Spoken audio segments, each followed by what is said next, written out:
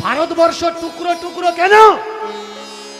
কিছু ধান্দাবাজেরা চাচ্ছে যে হিন্দু মুসলমান মারপিট করুক। ঠিক বলেছেন দাদা।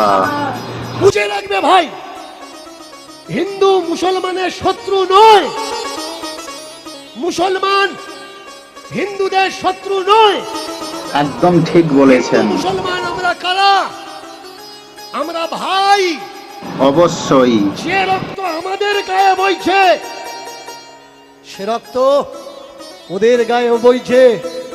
রাইট। কোনো ব্লাড ক্যাম্প, ডোনেট ক্যাম্প হয়, হিন্দুরাও রক্ত দেয়, মুসলমানরাও রক্ত দেয়।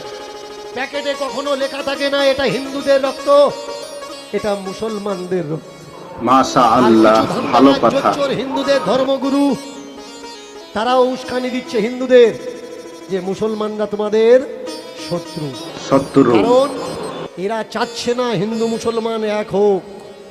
ভারতবর্ষে যদি হিন্দু মুসলমান এক হয়ে যায়, সমগ্র বিশ্বে কিন্তু সবথেকে বড় শক্তিশালী দেশ হবে ভারতবর্ষ।